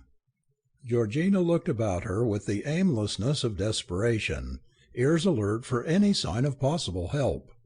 She thought she heard Margarita again in the basement kitchen, and rose to ring the bell, in an effort to learn of the fate of her message. The old servant answered her summons at once, and declared she had given the message at the club hours ago. Governor Dalton had been out, but the clerk had promised to deliver the note at the very moment of his arrival. Margarita waddled below stairs again, but still Clarendon did not reappear. What was he doing? What was he planning? She had heard the outer door slam, so knew he must be at the clinic. Had he forgotten his original intention with the vacillating mind of madness? The suspense grew almost unbearable, and Georgina had to keep her teeth clenched tightly to avoid screaming. It was the gate bell, which rang simultaneously in house and clinic, that broke the tension at last. She heard the cat-like tread of Sir Rama on the walk as he left the clinic to answer it, and then, with an almost hysterical sigh of relief, she caught the firm, familiar accents of Dalton in conversation with the sinister attendant. Rising, she almost tottered to meet him as he loomed up in the library doorway, and for a moment no word was spoken while he kissed her hand in his courtly, old-school fashion. Georgina burst forth into a torrent of hurried explanation, telling all that had happened, all she had glimpsed and overheard, and all she feared and suspected. Dalton listened gravely and comprehendingly, his first bewilderment gradually giving place to astonishment, sympathy, and resolution. The message, held by a careless clerk, had been slightly delayed, and had found him appropriately enough in the midst of a warm lounging-room discussion about Clarendon. A fellow member, Dr. McNeill, had brought in a medical journal with an article well calculated to disturb the devoted scientist, and Dalton had just asked to keep the paper for future reference, when the message was handed him at last. Abandoning his half-formed plan to take Dr. McNeill into his confidence regarding Alfred, he called at once for his hat and stick, and lost not a moment in getting a cab for the Clarendon home. Sir Rama, he thought, appeared alarmed at recognizing him, though he had chuckled as usual when striding off again toward the clinic. Dalton always recalled Sir Rama's stride and chuckle on this ominous night, for he was never to see the unearthly creature again. As the chuckler entered the clinic vestibule, his deep, guttural gurgles seemed to blend with some low mutterings of thunder which troubled the far horizon. When Dalton had heard all Georgina had to say, and learned that Alfred was expected back at any moment with a hypodermic dose of morphine, he decided he had better talk with the doctor alone. Advising Georgina to retire to her room and await developments, he walked about the gloomy library, scanning the shelves and listening for Clarendon's nervous footstep on the clinic path outside. The vast room's corners were dismal despite the chandelier, and the closer Dalton looked at his friend's choice of books, the less he liked them. It was not the balanced collection of a normal physician, biologist, or man of general culture.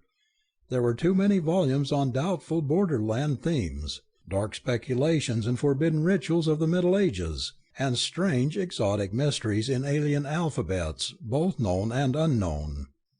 The great notebook of observations on the table was unwholesome, too. The handwriting had a neurotic cast, and the spirit of the entries was far from reassuring. Long passages were inscribed in crabbed Greek characters, and as Dalton marshalled his linguistic memory for their translation, he gave a sudden start, and wished his college struggles with Xenophon and Homer had been more conscientious. There was something wrong, something hideously wrong here, and the governor sank limply into the chair by the table as he pored more and more closely over the doctor's barbarous Greek. Then a sound came, startling near, and he jumped nervously at the hand laid sharply on his shoulder. "What, may I ask, is the cause of this intrusion? You might have stated your business to Sir Rama." Clarendon was standing icily by the chair, the little gold syringe in one hand. He seemed very calm and rational, and Dalton fancied for a moment that Georgina must have exaggerated his condition. How, too, could a rusty scholar be absolutely sure about these Greek entries? The governor decided to be very cautious in his interview, and thanked the lucky chance which he had placed a specious pretext in his coat pocket. He was very cool and assured as he rose to reply. "I didn't think you'd care to have things dragged before a subordinate, but I thought you ought to see this article at once." He drew forth a magazine given him by Dr. McNeill and handed it to Clarendon. "On page 542, you see the heading, 'Black Fever Conquered by New Serum.' It's by Dr. Miller of Philadelphia, and he thinks he's got ahead of you with your cure." They were discussing it at the club, and McNeill thought the exposition very convincing. "I, as a layman, couldn't pretend to judge, but at all events I thought you oughtn't miss the chance to digest the thing while it's fresh. If you're busy, of course, I won't disturb you." Clarendon cut in sharply. "I'm going to give my sister an hypodermic. She's not quite well, but I'll look at what that quack has to say when I get back. I know Miller, a damn sneak and incompetent, and I don't believe he has the brains to steal my methods from the little he's seen of them." Dalton suddenly felt a wave of intuition warning him that Georgina must not receive that intended dose. There was something sinister about it. From what she had said, Alfred must have been an inordinately long time preparing it, far longer than was needed for the dissolving of a morphine tablet. He decided to hold his host as long as possible, meanwhile testing his attitude in a more or less subtle way. "I'm sorry Georgina isn't well. Are you sure that the injection will do her good? That it won't do her any harm?" Clarendon's spasmodic start showed that something had been struck home. "Do her harm?" he cried. "Don't be absurd. You know Georgina must be in the best of health, the very best. I say, in order to serve science as a Clarendon should serve it. She at least appreciates the fact that she is my sister. She deems no sacrifice too great in my service. She is a priestess of truth and discovery, as I am a priest." He paused in his shrill tirade, wild-eyed and somewhat out of breath. Dalton could see that his attention had been momentarily shifted. "But let me see what this cursed quack has to say," he continued. "If he thinks his pseudo-medical rhetoric can take a real doctor in, he's even simpler than I thought." Clarendon nervously found the right page, and began reading as he stood there clutching his syringe. Dalton wondered what the real facts were. McNeil had assured him that the author was a pathologist of the highest standing, and that whatever errors the article might have, the mind behind it was powerful, erudite, and absolutely honorable and sincere. Watching the doctor as he read, Dalton saw the thin, bearded face suddenly grow pale. The great eyes blazed, and the pages crackled in the tenser grip of long, lean fingers. A perspiration broke out on the high, ivory-white forehead where the hair was already thinning, and the reader sank gaspingly into the chair his visitor had vacated as he kept on with his devouring of the text. Then came a wild scream as from a hunted beast, and Clarendon lurched forward on the table, his outflung arms sweeping the books and papers before them as consciousness went dark like a wind-quenched candle-flame. Dalton, springing to help his stricken friend, raised the slim form and tilted it back in the chair. Seeing the carafe on the floor near the lounge, he dashed some water into the twisted face, and was rewarded by seeing the large eyes slowly open. They were sane eyes now, deep and sad and unmistakably sane, and Dalton felt awed in the presence of a tragedy whose ultimate depth he could never hope or dare to plumb.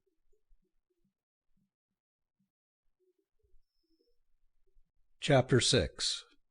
The golden hypodermic was still clutched in the lean left hand, and as Clarendon drew a deep, shuddering breath, he unclosed his fingers and studied the glittering thing that rolled about on his palm.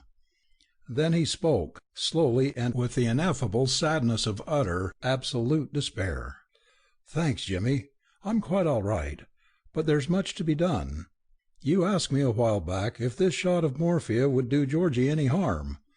I'm in a position now to tell you that it won't." He turned a small screw in the syringe and laid a finger on the piston, at the same time pulling with his left hand at the skin of his own neck. Dalton cried out in alarm as a lightning motion of his right hand injected the contents of the cylinder into the ridge of distended flesh. "Good Lord, Al, what have you done?" Clarendon smiled gently, a smile almost of peace and resignation, different indeed from the sardonic sneer of the past few weeks. "You ought to know, Jimmy, if you still have the judgment that made you a governor. You must have pieced together enough from my notes to realize that there's nothing else to do. With your marks in Greek back at Columbia, I guess you couldn't have missed much. All I can say is that it's true. James, I don't like to pass blame along, but it's only right to tell you that Sir Rama got me into this. I can't tell you who or what he is, for I don't fully know myself, and what I do know is stuff that no sane person ought to know. But I will say that I don't consider him a human being in the fullest sense, and that I'm not sure whether or not he's alive as we know life. You think I'm talking nonsense. I wish I were, but the whole hideous mess is damnably real. I started out in life with a clean mind and purpose. I wanted to rid the world of fever. I tried and failed, and I wish to God I had been honest enough to say that I'd failed. Don't let my old talk of science deceive you, James. I found no antitoxin, and was never even half on the track of one. Don't look so shaken up, old fellow. A veteran politician fighter like you must have seen plenty of unmaskings before. I tell you, I've never had even the start of a fever cure. But my studies had taken me into some quiet places, and it was just my damned luck to listen to the stories of some still queerer people. James, if you ever wish any man well, tell him to keep clear of the ancient, hidden places of the earth. Old backwaters are dangerous. Things are handed down there that don't do healthy people any good. I talked too much with old priests and mystics, and got to hoping I might achieve things in dark ways that I couldn't achieve in lawful ways. I shan't tell you just what I mean, for if I did, I'd be as bad as the old priests that were the ruin of me. All I can say is that after what I have learned, I shudder at the thought of the world and what it's been through. The whole world is cursed old, James, and there have been whole chapters lived and closed before the dawn of our organic life and the geologic eras connected with it. It's an awful thought. Whole forgotten cycles of evolution, with beings and races and wisdom and diseases, all lived through and gone before the first amoeba ever stirred in the tropic seas geology tells us about. I said gone, but I didn't quite mean that. It would have been better that way, but it wasn't quite so. In places traditions have kept on. I can't tell you how. And certain archaic life forms have managed to struggle thinly down the eons in hidden spots. There were cults, you know, bands of evil priests in lands now buried under the sea. Atlantis was the hotbed. That was a terrible place. If heaven is merciful, no one will ever dig up that horror from the deep. It had a colony, though, that didn't sink, and when you get too confidential with one of the Tuareg priests in Africa, he's likely to tell you wild tales about it, tales that connect up with whispers you'll hear among the mad llamas and flighty yak drivers on the secret tablelands of Asia. I heard all the common tales and whispers when I came on the big one. What that was, you'll never know, but it pertained to somebody or something that had come down from a blasphemously long time ago, and could be made to live again, or seemed alive again, through certain processes that weren't very clear to the man who told me.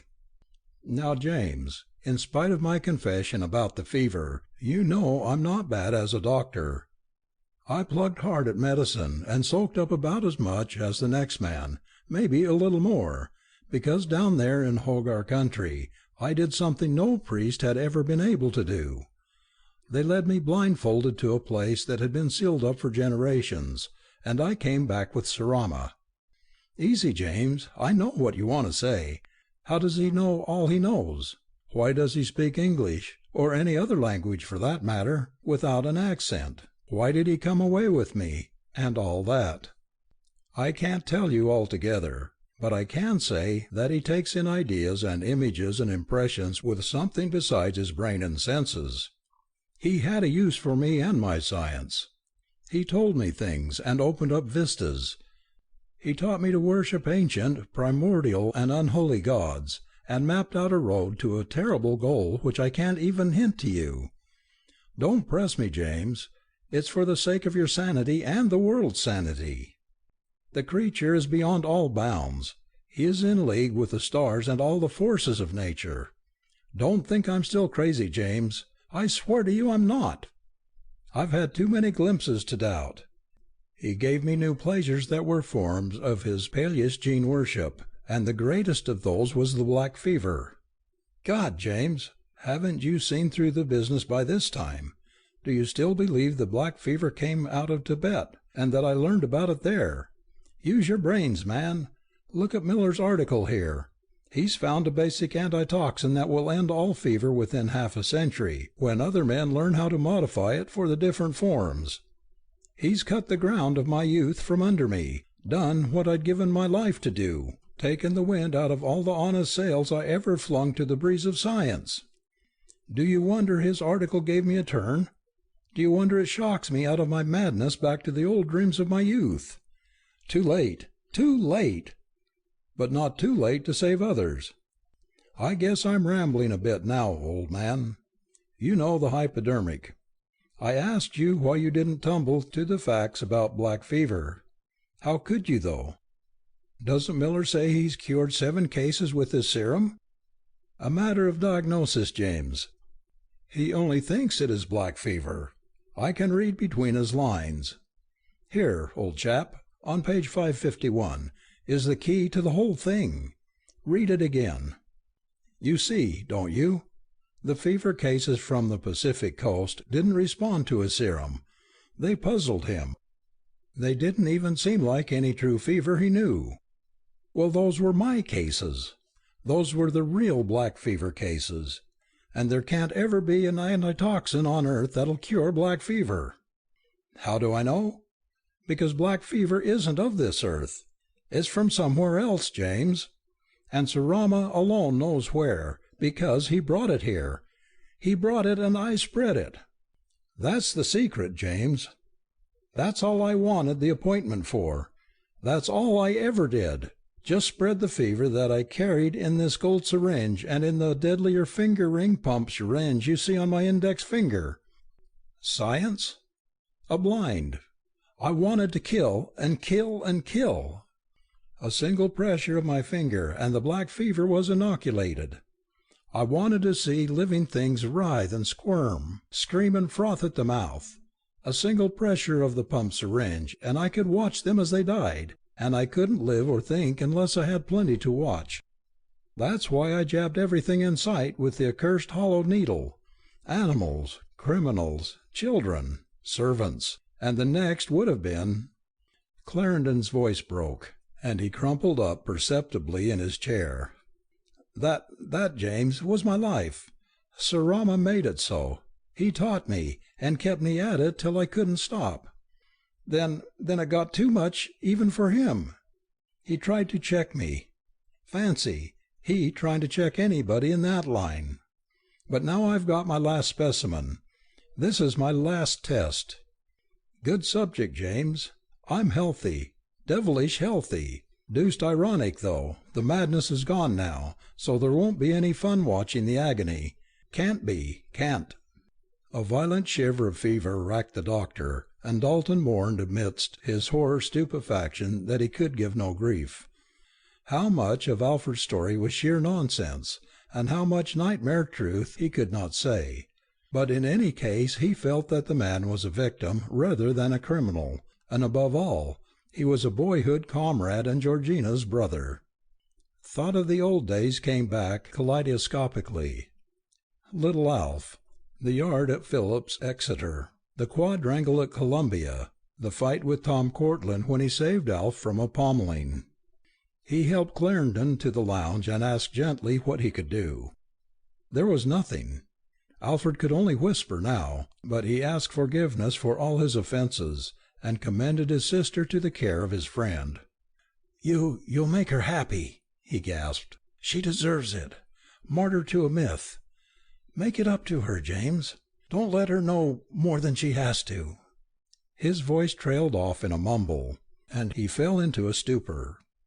Dalton rang the bell, but Margarita had gone to bed, so he called up the stairs for Georgina. She was firm of step but very pale. Alfred's scream had tried her sorely, but she had trusted James. She trusted him still as he showed her the unconscious form on the lounge and asked her to go back to her room and rest, no matter what sounds she might hear. He did not wish her to witness the awful spectacle of delirium certain to come, but bade her kiss her brother a final farewell as he lay there calm and still, very like the delicate boy he had once been. So she left him, the strange, moon-struck, star-reading genius she had mothered so long, and the picture she carried away was a very merciful one. Dalton must bear to his grave a sterner picture.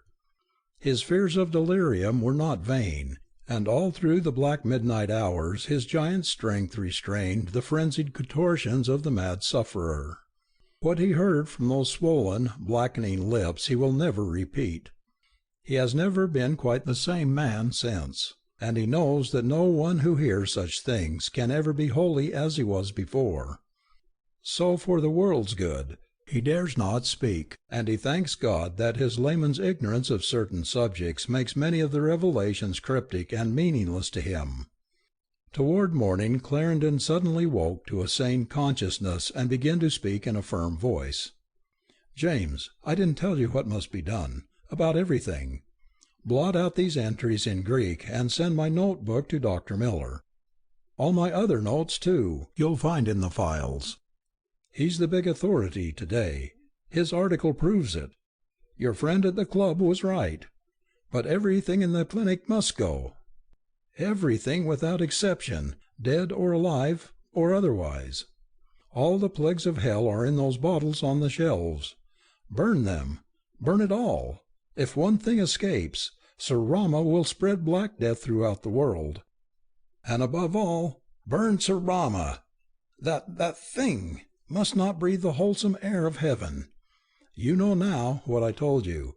You know why such an entity can't be allowed on earth. It won't be murder. Sir Rama isn't human. If you're as pious as you used to be, James, I shan't have to urge you.